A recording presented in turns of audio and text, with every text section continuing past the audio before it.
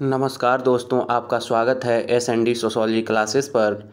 यहाँ पर मैं आशा करता हूँ कि आप लोग स्वस्थ होंगे, आप लोगों की तैयारी अच्छी चल रही होगी। आप लोग इस चैनल पर यूपी-पीजीटी, अभी जो विशेष हमारा ध्यान है वह यूपी-पीजीटी जो अक्टूबर में पेपर होने वाला है, तब तक मैं सोच रहा हूँ कि कम से कम आधी क्लासेस अपलोड कर दी जाएँ।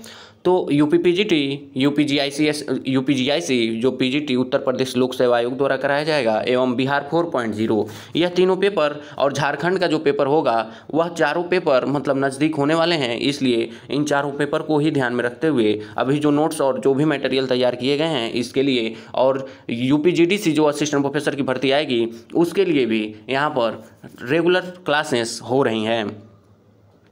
तो आज हम लोग देखेंगे परिवार। हम लोग देख रहे थे तो उसमें फर्स्ट पार्ट हम परिवार देख चुके हैं। आज हम परिवार के प्रकार देखेंगे। तो इसमें हम देखते हैं परिवार के प्रकार में, परिवार को 6 आधारों पर विभाजित किया जाता है। इससे पहले हम थोड़ा ब्रीफ कर दें, जो पीछे हम पढ़े थे हम लोग परिवार के बारे में, तो उसमें हम लोग देखे थे परिवार की परिभाषा हम लोग देखे थे। उसमें परिवार की परिभाषा, उसके बाद परिवार की परिभाषा के बाद से हम लोग उसमें आगे देखे थे परिभाषा देखे थे, जिसमें कुछ इंपॉर्टेंट बुक भी एल्मर की पुस्तक थी सोशोलॉजी ऑफ फैमिली। उसके बाद डनलप का जो परिभाषा था, परिवार की कोई सार्वभौमिक परिभाषा नहीं दी जा सकती, परिवार की हम एक आर्बिट्री परिभाषा ही कर सकते हैं। मैकएवरेट पेज की पुस्तक जो थी वह सोसाइटी थी। इन्होंने परिवार का जो है उसके 3 उद्देश्यों को माना था: यौन संबंधी कार्य, प्रजनन संबंधी कार्य, पालन पोषण संबंधी कार्य। इसके बाद लूसी मेयर की हम परिभाषा देखे थे। उसके आगे फिर हम लोग अब देखे थे बर्गेस लॉक ने द फैमिली पुस्तक 1945 लिखी। इसी के साथ अगला हम लोग देखे थे इलियट और मैरिल, जो पुस्तक इनका था सोशल डिसऑर्गेनाइजेशन। तो इस सब चीज़ें हम लोग देखते हुए आगे अब पहुंच चुके थे। जैसे इसमें हम लोग देख चुके थे संस्था के रूप में परिवार की अपूर्व विशेषताएं। उसके साथ हम मैरिल और मेल्ड्रिच की जो संस्था की विशेषता, परिवार संस्था की विशेषता थी, उसको भी हम लोग देख चुके थे। उसके बाद हम लोग देखे थे परिवार के उत्पत्ति संबंधी सिद्धांत भी हम लोग देख चुके थे, जिसमें पहला था यौन साम्यवाद का सिद्धांत, मॉर्गन फ्रेजर और ब्रीफाल्ट का था। और पितृसत्तात्मक या शास्त्रीय जो सिद्धांत था, इसमें प्लेटो और अरस्तु को हम लोग रखते हैं, लेकिन उसको व्यवस्थित रूप अगर देने का किसी ने काम किया था तो वह थे हेनरी मैन ने एंशिएंट लॉ पुस्तक लिख के 1861 में उस बात को पुष्ट कर दिया कि जो परिवार की उत्पत्ति थी वह पितृसत्तात्मकता के माध्यम से ही हुई थी। इसके आगे हम लोग देखे थे अगला जो सिद्धांत था वह मातृसत्तात्मक सिद्धांत था। ब्रीफाल्ट ने अपनी पुस्तक द मदर्स में ये इसके बारे में उल्लेख किया था। उसके आगे फिर हम लोग देखे थे उद्विकासीय सिद्धांत पे हम लोग देखे थे बैकोफन की एक पुस्तक थी myth religion and mother right. 1861 में भी पुस्तक लिखी गई थी। बैकोफन ने परिवार के उद्विकास की अवस्था में 4 अवस्थाओं को बताया था। 4 अवस्थाएं बताया था: परिवार की उत्पत्ति, प्राथमिक अवस्था जो परिवार की प्राथमिक अवस्था थी यौन साम्यवाद का था। द्वितीय अवस्था जो थी बहुपति प्रथा का था, और तीसरी अवस्था बहुपत्नी प्रथा का था, और चौथी जो थी वह एक विवाही परिवार की प्रथा की थी, जो अभी आधुनिक समाजों में देखने को मिलता है। बैकोफन के इस सिद्धांत के आधार पर मॉर्गन ने परिवार के विकास की 5 अवस्थाओं का उल्लेख किया था। पहला था समरक्त परिवार, दूसरा था समूह परिवार, तीसरा सिंडेस्मियन परिवार, चौथा पितृसत्तात्मक परिवार, और पांचवा एक विवाही परिवार था। फिर अगला जो सिद्धांत था वह था एक विवाही परिवार का सिद्धांत जो था, इसको वेस्टमार्क एवं मेलिनोव्स्की ने दिया था। तो वेस्टमार्क की पुस्तक थी हिस्ट्री ऑफ ह्यूमन मैरिज, 1881 में इन्होंने लिखा था। इसके आगे मेलिनोव्स्की की पुस्तक, मेलिनोव्स्की ने कहा था विवाह के बारे में कहा था, एक विवाह का सच्चा स्वरूप था, है रहा है और रहेगा, यह कहना था मेलिनोव्स्की का। अब अभी तक जो हम लोग पीछे पढ़े थे पिछले क्लास में परिवार के बारे में, तो उतना हम लोग देख चुके हैं, क्या क्या उसमें हम लोग पढ़ लिए हैं। अब आज हम लोग देखेंगे वह है परिवार के प्रकार।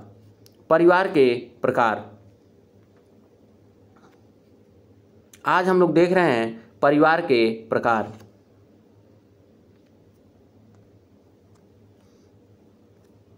परिवार के प्रकार में परिवार छह आधारों पर विभाजित किया गया है।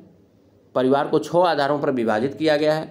पहला है सत्ता या वंश या उत्तराधिकार या निवास स्थान के आधार पर। जो इसमें क्या होता है कि जैसे सत्ता या वंश, जैसे कि मान लीजिए सत्ता मातृसत्तात्मक हो सकता है, पितृसत्तात्मक हो सकता है, वंश में मातृवंशी हो सकता है, पितृवंशी हो सकता है, उत्तराधिकार में माता के तरफ से उत्तराधिकार मिल सकता है या पिता के तरफ से मिल सकता है। निवास स्थान का होता है मातृस्थानीय एवं पितृस्थानीय। जैसे इसके आधार पर परिवार को सबसे पहला जो आधार था इसके आधार पर बांटा गया था। इसको परिवार के इस भाग में 2 प्रकार के परिवार पाए जाते थे। पहला था इसमें पितृसत्तात्मक या पितृवंशीय या पितृनामी या पितृस्थानीय। अभी मैं बताया ही था कि इसमें भी आधार पर, जिसमें उड़ीसा की खरिया जनजाति, मध्य प्रदेश की भील जनजाति इस प्रकार में या पितृवंशीय पितृसत्तात्मक या पितृनामी पितृस्थानीय परिवारों की श्रेणी में आती हैं। उसके आगे अब हम लोग देखते हैं जो इसमें दूसरा है हम बी से हम उसको प्रतिबिंबित करेंगे। तो इसमें भी दूसरा है मातृसत्तात्मक या मातृवंशीय या मातृनामी या मातृस्थानीय। इसमें कहाँ की जनजातियाँ आती हैं और कौन सा क्षेत्र आता है? ब्रह्मपुत्रा के दक्षिणोत्तर की जो खासी जनजाति है, गारो जनजाति है, केरल के नायर तथा दक्षिण भारत की इरूला, कादर, पुलायन इत्यादि जनजातियों में भी यह पाया जाता है। यहाँ पे इसका कहने का मतलब है कि यहाँ पे जो सत्ता हस्तांतरित होती है वह माता से अपनी पुत्री की तरफ होता है, या जो वंश चलता है वह माँ के वंश से या महिला के वंश से उसका नाम समाज में जाना जाता है। माँ का नाम वह प्रयोग करते हैं सब, वह सरनेम या मतलब जो नाम के आगे लिखा जाता है उसमें माता का नाम वह लोग प्रयोग करते हैं। माँ के नाम से समाज में उनकी पहचान बनती है एवं माँ के ही घर वह निवास भी करते हैं।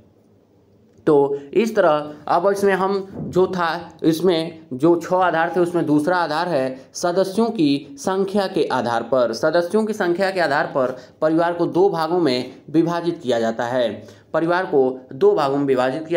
इसमें पहला है मूल या केंद्रीय परिवार, प्राइमरी और न्यूक्लियर फैमिली। इसका तात्पर्य है कि इस परिवार में माता पिता एवं अविवाहित संतानें ही इस परिवार का हिस्सा होती हैं। इसमें औसतन मतलब जितने भी लोग होंगे माता पिता और उनके अविवाहित बच्चे ही इसमें उनके सदस्य होंगे। अगला है दूसरा, इसमें जो सदस्यों की संख्या के आधार पर दूसरा है संयुक्त परिवार, ज्वाइंट फैमिली। इस परिवार की विशेषताएं निम्न हैं। जैसे इसमें संयुक्त परिवार का मतलब क्या होता है? कम से कम 3 पीढ़ी के लोग, जैसे कि दादा दादी, मम्मी पापा और खुद पति पत्नी अगर हों, बच्चों के साथ हों तो वह संयुक्त परिवार कहा जाएगा।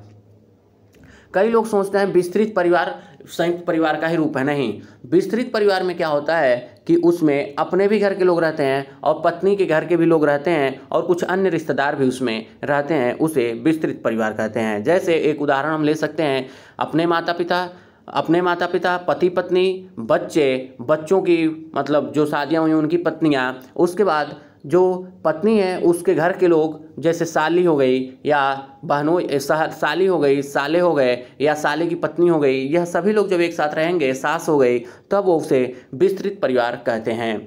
तो इसमें जो संयुक्त परिवार है इसकी कुछ विशेषताएं हैं। इन्हीं विशेषताओं से ही पता चलता है कि संयुक्त परिवार है या एकल परिवार है।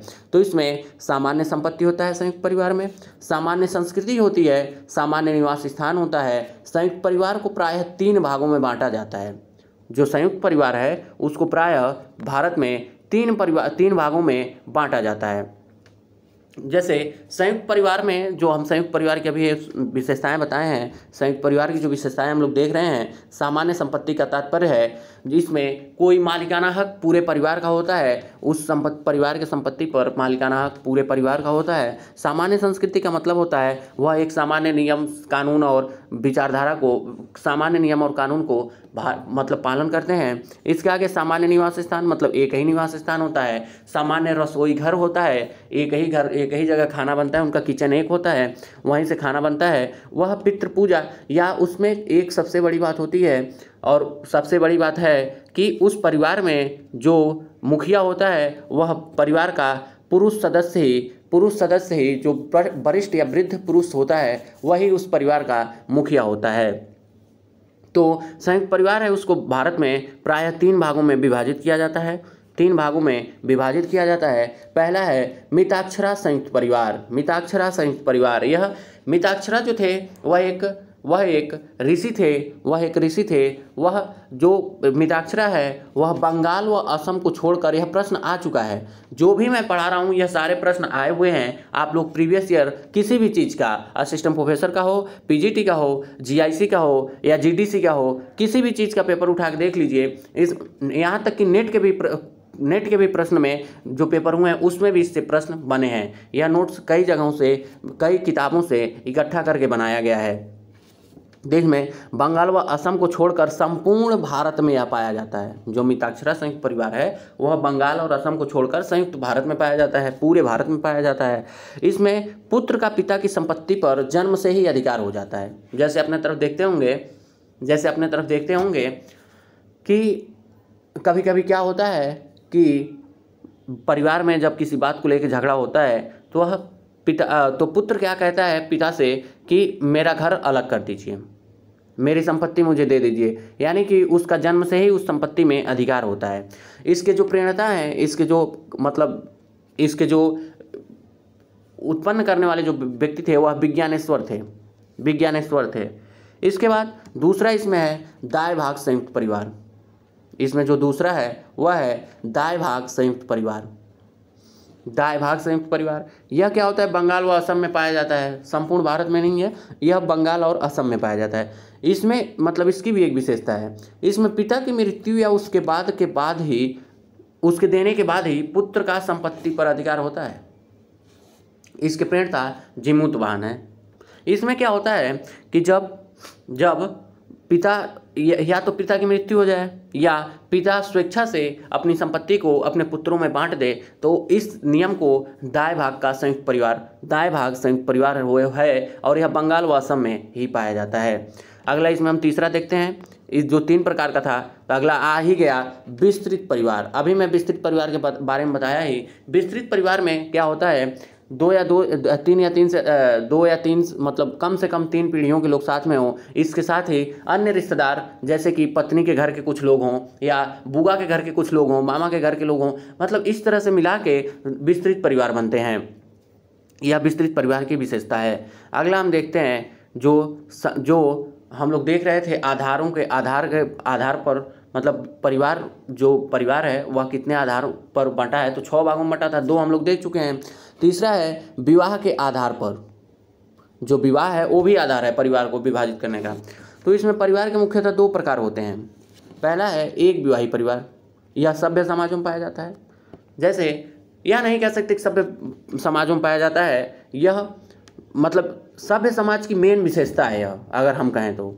ये जरूरी नहीं कि एक विवाह भी कई जनजातियों में भी पाया जाता है, जैसे कि बहु विवाह क्या सभ्य समाज में नहीं विद्यमान है, सभ्य समाज में भी विद्यमान है। तो दूसरा इसमें बहुविवाही परिवार, इस प्रकार के परिवार आदिम समाजों में पाया जाता है। यह हम जब कुछ नहीं हमसे हल हो पाता है तो हम उसे आदिम समाजों में ही हम लोग उसे पहुंचा देते हैं।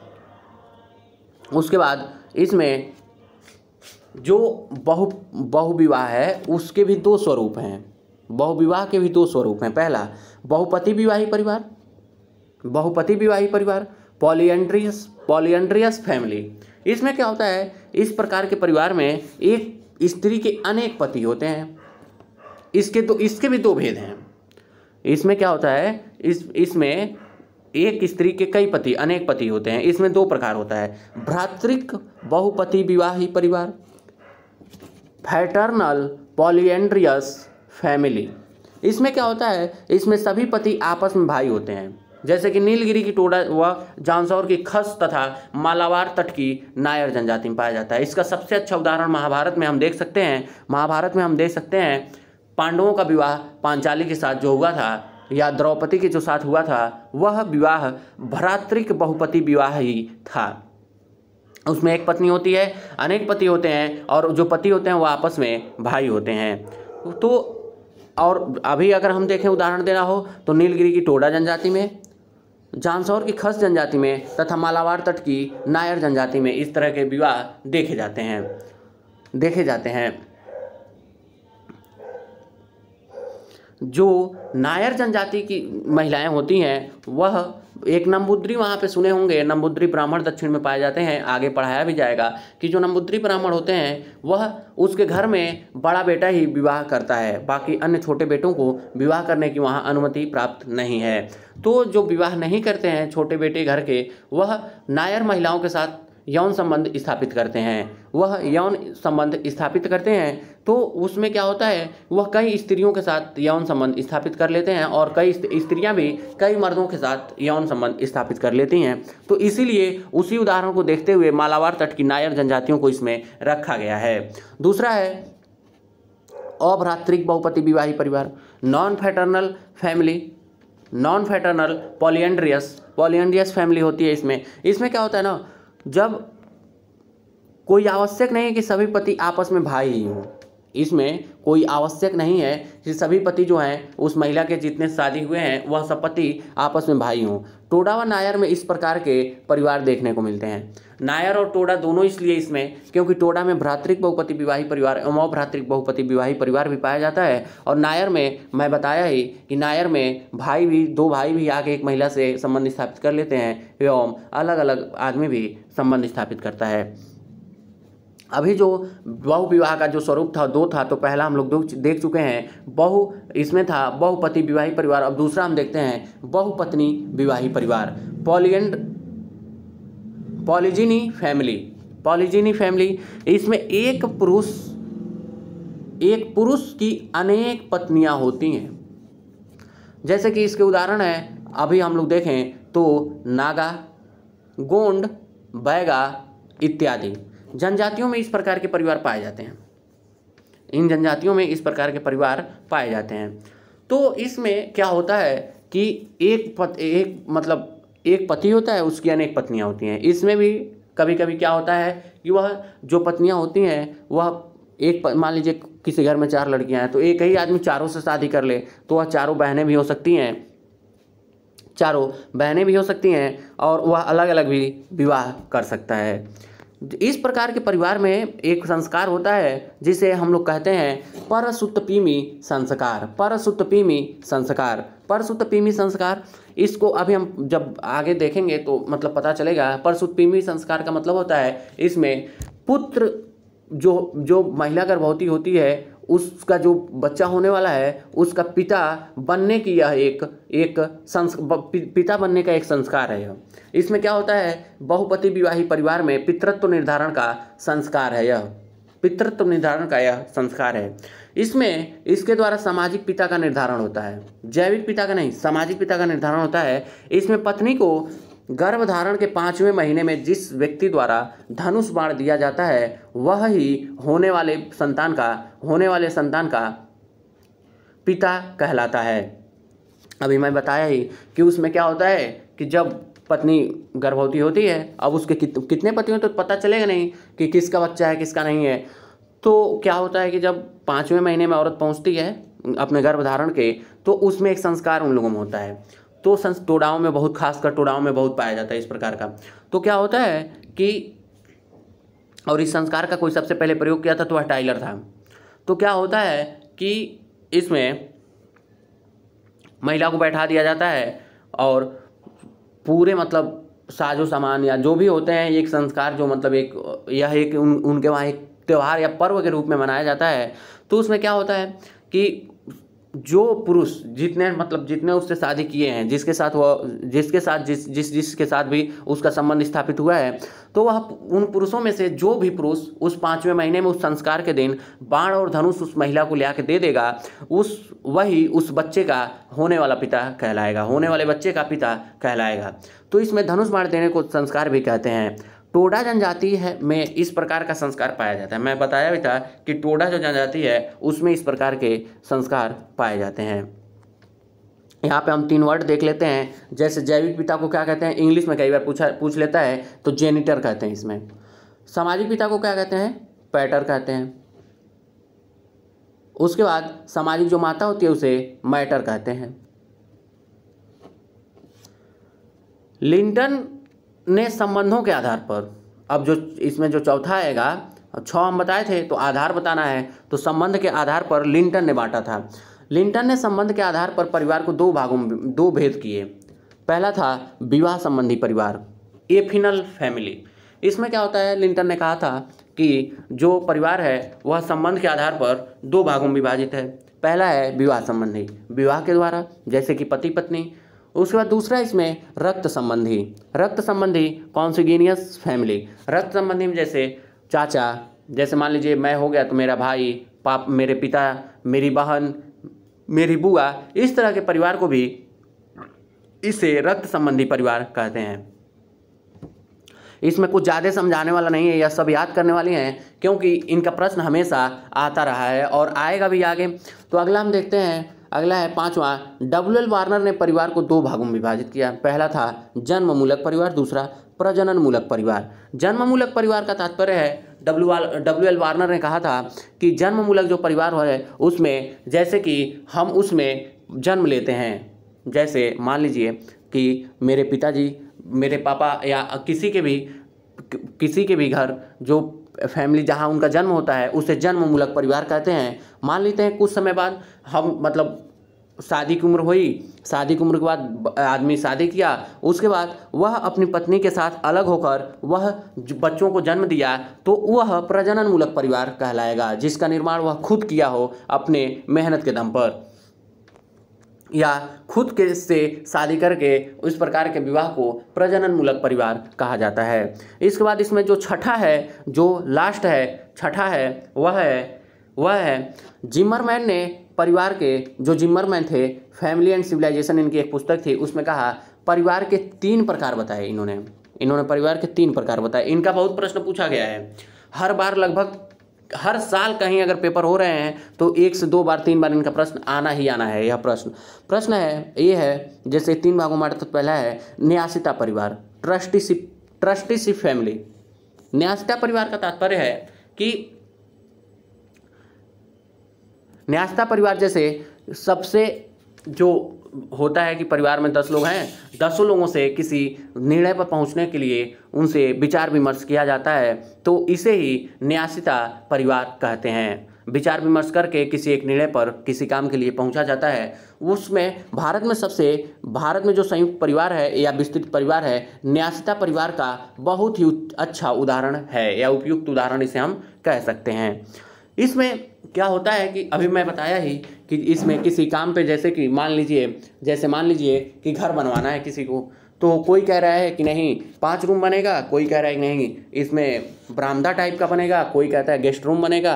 तो होगा कि भाई सभी लोग बैठे हैं एक साथ और सब अपना अपना राय दें, उसके हिसाब से बजट के हिसाब से देखा जाएगा कि कैसा घर बनवाना है, 5 रूम का बनवाना है कि 2 रूम का। बजट जितना रहेगा उसी के हिसाब से घर बनेगा। तो इसमें यही होता है। फिर इसमें दूसरा है जो जिमरमैन ने बताया था, अति लघु परिवार या अपुवादी परिवार या व्यक्तिवादी परिवार। इसे कहते हैं एटोमेस्टिक फैमिली। इसे एटोमेस्टिक फैमिली कहते हैं। इसका क्या मतलब होता है, अति लघु एवं व्यक्तिवादी परिवार, खुद के द्वारा अकेले।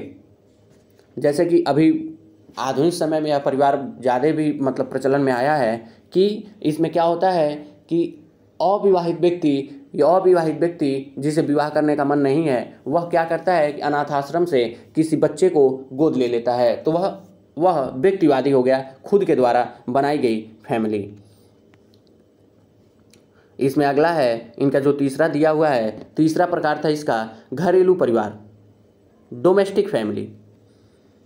डोमेस्टिक फैमिली का तात्पर्य है वह घर पति पत्नी एवं बच्चे जो घरेलू काम करके या घरों में अपने मतलब जो अपना खुद का काम है उसी के प्रति वह निष्ठा भाव रखते हैं।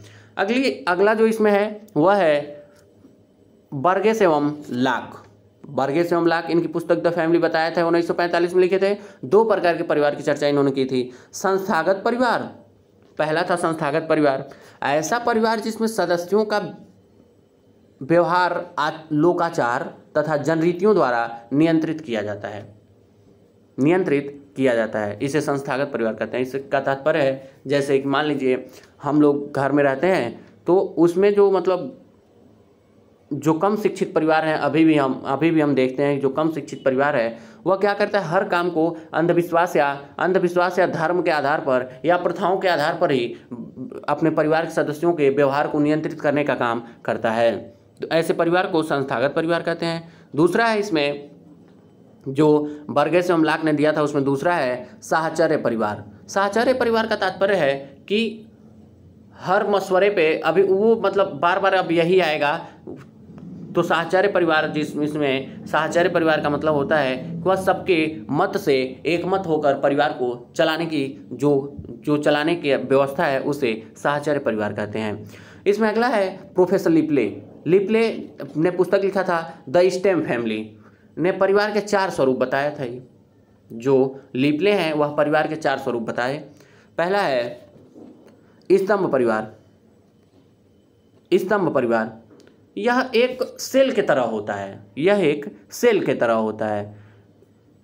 यह इसमें क्या होता है कि यह अपने आप को कई प्रकार के परिवारों में बदल सकता है। दूसरा है पितृसत्तात्मक परिवार, यही वहाँ बात है। भारत में पितृसत्तात्मक परिवार ही पाया जाता है। भारतीय समाज में पितृसत्तात्मकता विद्यमान है अभी भी। इसमें तीसरा था अस्थायी परिवार। इसमें क्या होता है कि एक पति पत्नी है, अभी आप भी देखते होंगे कि कई लोग क्या करते हैं कि शादी करते हैं, कुछ दिन रहे साथ में, फिर तलाक लिए, फिर दूसरे से शादी किए, फिर तलाक लिए, फिर तीसरे शादी, ऐसी ही प्रक्रिया चलती रहती है। परिवार स्थायी हो ही नहीं पाता है कभी भी, मतलब इनमें गतिशीलता पाई जाती है। चौथा है विशिष्टीकृत परिवार।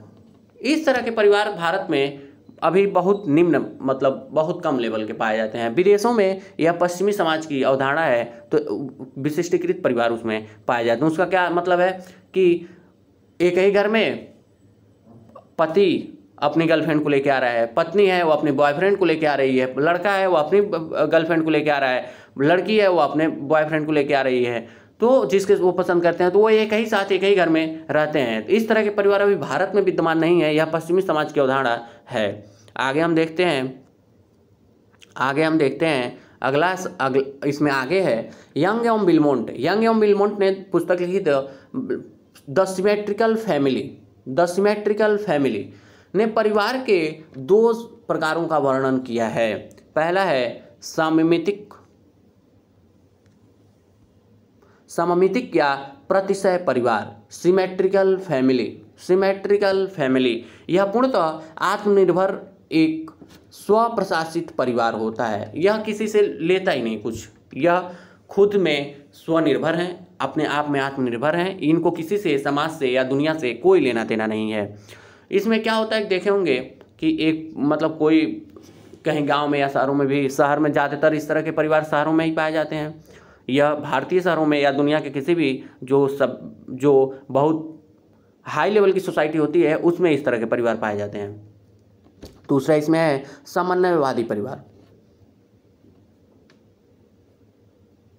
सेंक्रिएटिक फैमिली एक ऐसा परिवार जिसमें पति पत्नी मिलकर अधिकांश निर्णय लेते हैं, समन्वयवादी परिवार कहलाता है। इसका तात्पर्य है कि इसमें बहुत से ऐसे फैसले होते हैं जो पति पत्नी दोनों मिलकर लेते हैं। ऐसा नहीं है कि पत्नी ले ले या पति ले ले, दोनों के विचार से ही जब बन जाएंगे तभी किसी बात पे लोग निष्कर्ष पर पहुंचते हैं। अगला है निवास स्थान के आधार पर मर्डॉक ने परिवार के 5 प्रकारों का उल्लेख किया है। जो मर्डॉक थे, इन्होंने फैमिली पे बहुत काम किया था। तो इन्होंने निवास के आधार पर 5 प्रकार के परिवार बताए। 5 प्रकार के परिवार बताए। पहला था मातृस्थानीय परिवार। पहला था मातृस्थानीय परिवार, मैट्री लोकल फैमिली। यह प्रथा गारो जनजाति, खासी जनजाति, खस जनजाति, नायर, इरूला, कादर, पुलायन जनजातियों में पाया जाता है। यहाँ पे क्या होता है कि यह इन जनजातियों में जो शादी जब होती है तो लड़की विदा होके ससुराल नहीं आती है, वह मायके में ही रह जाती है एवं उसका पति भी अपने घर चला आता है एवं वह रात को अपने पत्नी के पास चला जाता है, फिर सुबह अपने घर आ जाता है। तो यह इस तरह की प्रथा वहाँ पर पाई जाती है। इसमें क्या होता है कि जो गारो जनजाति है, इसमें संपत्ति जो है वह माता से सबसे छोटी बेटी को प्राप्त होगा, सबसे छोटी बेटी को प्राप्त होता है। उसे कहते हैं नोकना डोमा। उसके पति को कहते हैं नाकचोम। अगर ऐसा मान लीजिए हुआ, चाहे होता ही है, उन जनजातियों में तो होता ही है, तो जो बड़ी बहन होती है घर की, वह छोटी बहन के नीचे रहती है हमेशा, क्योंकि उसको ससुराल जाना नहीं है, वो भी अपने मायके में ही रहेगी, लेकिन संपत्ति का जो अधिकार होगा वो छोटी बेटी को चला जाता है। तो इस तरह का वहाँ व्यवस्था पाई जाती है। दूसरा है पितृस्थानीय परिवार। मर्डॉक ने दूसरा दिया था, उसमें था पितृस्थानीय परिवार, पैट्री लोकल फैमिली। यह भील, खड़िया उड़ीसा की जनजाति है में यह परिवार पाया जाता है। भारतीय सभ्य समाज में भी यह पाया जाता है, ये ज़्यादातर समाजों में इस तरह के परिवार पाए जाते हैं। तो इसमें क्या होता है कि जब विवाह होता है तो अभी हम लोगों में भी जब विवाह होता है तो लड़का पत्नी को लड़की को विदा करा के अपने घर लेके आता है, अपने पिता के घर लेके आता है, तो उसे पितृस्थानीय परिवार कहते हैं। यह भील, खड़िया जनजाति में पाया जाता है। जो खड़िया जनजाति होती है वह उड़ीसा की जनजाति है। तीसरा है मातृपितृस्थानीय परिवार। मातृपितृस्थानीय परिवार का तात्पर्य क्या है? Patriarchal family. इसमें क्या होता है कि वह दोनों के घर रहते हैं, कुछ दिन यहाँ रहे, कुछ दिन अपने मायके रहे, कुछ दिन ससुराल रहे, कुछ दिन मायके रहे, कुछ दिन ससुराल रहे, इस तरह की फैमिली पाई जाती है। तीसरा है जो इसमें चौथा दिया था नव स्थानीय परिवार, मर्डॉक ने दिया था न्यू लोकल फैमिली। इसमें क्या होता है कि विवाह के बाद कहीं दूसरे जगह दोनों से हट के तीसरे जगह वो अपना घर बनाते हैं, उसमें लोग रहते हैं। चौथा जो पांचवा है, लास्ट है मातुल स्थानीय परिवार। मातुल स्थानीय परिवार यह मामा के घर से संबंधित होता है। मामा के घर में भी लड़के के मामा घर नहीं, लड़की के मामा के घर। लड़की के मामा के घर जब विवाह होता है तो उसमें क्या होता है कि जो लड़की होती है वह अपने माँ के भाई के घर यानी कि अपने मामा के घर पति के साथ निवास करने या वहीं पर रहने के लिए वह चली जाती है। फिर इसमें अब आगे हम देखते हैं ये परिवार के प्रकार बहुत हैं जो कि याद करने होंगे, क्योंकि हमेशा आता रहता है, हमेशा यह इसमें इतने हैं। और परिवार एक ऐसा टॉपिक है जो net, UGC net, assistant professor, PGT, GIC, LT, मतलब जितने भी समाजशास्त्र पेपर होते हैं उसमें सब में यहाँ से प्रश्न आना ही आना है। तो यह सब याद करने वाले फैक्चुअल चीज़ें हैं, तो याद करना होगा। इसमें हम लोग ज़्यादा पढ़ने का क्या तात्पर्य है, यही भाई याद करने का चीज़ है, तो याद करना पड़ेगा, बार बार इसे पढ़ना पड़ेगा तभी यह याद होता है। अगला है, इसमें डॉक्टर एस सी दुबे ने 3 प्रकार के परिवार की बात करते हैं। जो एस सी दुबे हैं वह 3 प्रकार के परिवार की बात करते हैं। पितृस्थानीय, अभी बताया है कि पितृस्थानीय क्या होता है, विवाह के बाद पति के पिता के घर मतलब आके नवविवाहित जो जोड़ा होता है वह रहने लगता है। दूसरा है मातृस्थानीय परिवार। मातृस्थानीय परिवार में नवविवाहित जोड़ा अपनी लड़की के माता के घर रह जाता है। तीसरा है नव स्थानीय परिवार। नव स्थानीय परिवार में मैं बताया है कि विवाह के बाद नया जोड़ा जो होता है वह अलग तीसरे स्थान पर अपना नया घर बना के रहता है रसोई के साथ। ऐसा नहीं है कि घर बना लिए खाना खाने आ रहे हैं, ऐसा नहीं है। खाना विवाह किए, घर बनाए, वहाँ पे हर चीज़ उनके पास वहीं सुविधा उपलब्ध होगी। आगे देखते हैं, अभी तक लियोनार्ड एडम का प्रश्न पूछो नहीं गया है। लियोनार्डो जो एडम है इनकी न पुस्तक पूछा गया है न अब इन पे प्रश्न आया हुआ है, आ सकता है मान लीजिए। तो इनका जो पुस्तक था प्रिमिटिव आर्ट 1940, इन्होंने परिवार को 2 भागों में बांटा है। जो परिवार है को दो भागों में बांटते हैं। पहला है पति स्थानीय परिवार। पति स्थानीय परिवार, पति स्थानीय परिवार का मतलब क्या है? इसमें पति के पिता के घर लोग रहते हैं। पति के जैसे मान लीजिए एक तरह से कहें तो लड़की अपने ससुराल में रहती है। पत्नी स्थानीय का तात्पर्य हो गया पत्नी के घर, पत्नी जो लड़की होती है वो अपने मायके में अपने पति के साथ रह जाती है। घर जमाई जिसे कहते हैं, इस तरह की अवधारणा इसमें पाई जाती है। इसके बाद एडिरॉस का प्रश्न आ चुका है। एडिरॉस का प्रश्न आ चुका है, तो एडिरॉस बहुत महत्वपूर्ण है, जिनका पूरा नाम था एलन डनस्किन रॉस। इन्होंने पुस्तक लिखी थी हिंदू फैमिली या उसे joint family in an urban setting 1961 में। बंगलौर के नगरीय क्षेत्र के उच्च तथा मध्यम वर्गीय हिंदू परिवारों का अध्ययन किया था तथा 4 प्रकार के परिवारों का उल्लेख किया। इन्होंने 4 प्रकार के परिवारों का उल्लेख किया था। पहला था, यह पुस्तक बहुत इम्पॉर्टेंट है क्योंकि पुस्तक हमेशा प्रश्न में आया हुआ है पेपर में। तो पहला इनका जो परिवार के 4 प्रकार जो बताए थे उसमें पहला था संयुक्त परिवार। अभी ज्वाइंट फैमिली के बारे में मैंने बताया ही। लघु संयुक्त परिवार, लघु संयुक्त परिवार का मतलब क्या होता है? इसमें हो गया बस 2 पीढ़ी के लोग, पति पत्नी, उनके बच्चे जो विवाह के साथ रहते हों, अपनी पत्नी के साथ रहते हों। तीसरा है नाभिक परिवार। नाभिक परिवार पति पत्नी और विवाहित बच्चे नाभिक परिवार होते हैं। आश्रित युक्त नाभिक परिवार, इसका क्या तात्पर्य है कि मान लीजिए बूढ़े हो गए, पति पत्नी बूढ़े हो गए, बच्चे की अभी शादी नहीं हुई है, तो बच्चा जो है वह क्या करता है कि कमा के अपने माता पिता को रखता है और खुद ही बगैर विवाह के अपने माता पिता की सेवा करता है, उसे आश्रित युक्त नाभिक परिवार कहते हैं, डिपेंडेंट न्यूक्लियर फैमिली कहते हैं। अगला है इसमें जीपी मर्डॉक। फिर जीपी मर्डॉक का भी हम देखे हैं 5 प्रकार के वो बताए थे। फिर जीपी मर्डॉक ने बताया कि 2 प्रकार के परिवार बताए, स्वतंत्र नाभिक परिवार और मिश्रित परिवार। स्वतंत्र नाभिक परिवार का मतलब क्या होता है? इसमें पति पत्नी होते हैं, वह अभी बच्चे नहीं हैं, तो वह स्वतंत्र होके किसी से कोई मतलब नहीं रखते हैं और वह अपने आप से ही नियंत्रित एवं जो करना होता है वह खुद करते हैं, स्वतंत्र होते हैं। मिश्रित परिवार का तात्पर्य है कंपोजिट जो फैमिली होती है उसमें दोनों प्रकार पाए, संयुक्त परिवार के भी लक्षण पाए जाते हैं और नाभिक परिवार के भी लक्षण पाए जाते हैं।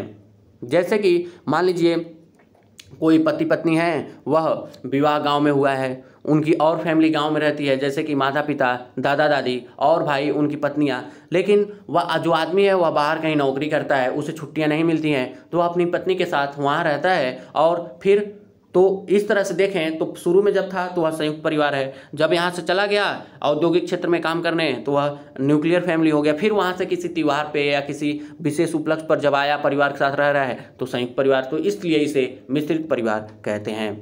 अभी आगे हम देखते हैं, आज बस हम देखेंगे परिवार के प्रकार, आज हम लोग बस देखेंगे परिवार के प्रकार, उसके बाद आगे फिर कल जो तीसरा क्लास होगा इसमें परिवार से संबंधित, उसमें हम आगे के जो बचा होगा उसको देखेंगे। अभी कम से कम 2 क्लासेस और होंगी परिवार पर, उसके बाद परिवार खत्म होगा। अगला हम देखते हैं गोल्डथोर्प एवं लॉकवुड जो थे, गोल्डथोर्प एवं लॉकवुड ने निजी परिवार की अवधारणा दी थी, इन्होंने प्राइवेट फैमिली बताया। इसके बाद अभी इनका पूछा नहीं गया है लेकिन हम उसे लिख लेंगे और उसे भी याद करेंगे।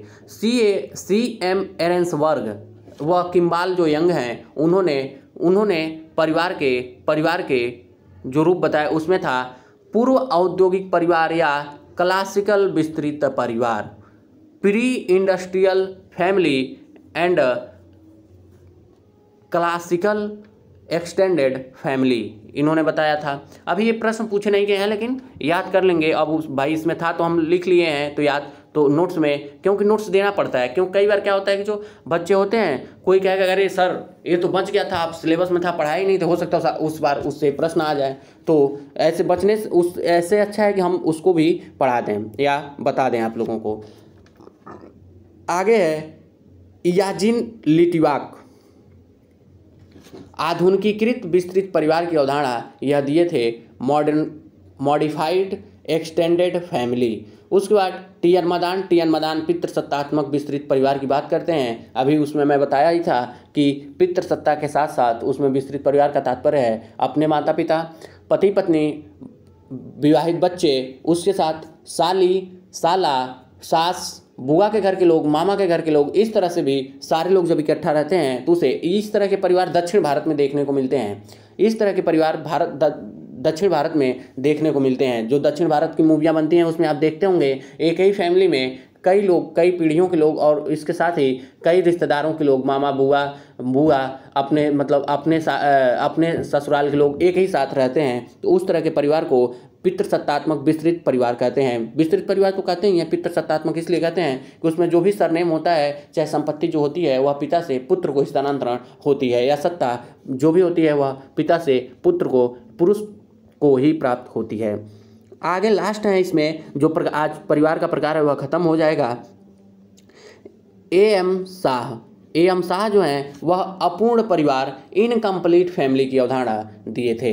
इसी के साथ आज की क्लास हम लोग यहीं रोकते हैं और फिर मिलेंगे अगले क्लास में। अभी परिवार के प्रकार हैं, फिर परिवार की विशेषताएं हैं, इसमें अभी आगे और चीज़ें बची हुई हैं तो उसमें हम लोग देखेंगे। और इसी के साथ आज की क्लास यहीं रोकते हैं और आप लोगों से विनम्र निवेदन है कि इस क्लास में जो भी त्रुटियां हों आप कमेंट के माध्यम से मुझे बताएं और मैं आने वाले क्लासेस में उस तरह का सुधार करूंगा कि त्रुटियां न रहें, नाम मात्र की त्रुटियां खत्म हो जाएं। जो भी त्रुटियां हैं मैं अपनी तरफ से पूरी कोशिश कर रहा हूं कि कोई त्रुटि इस क्लास में न आए।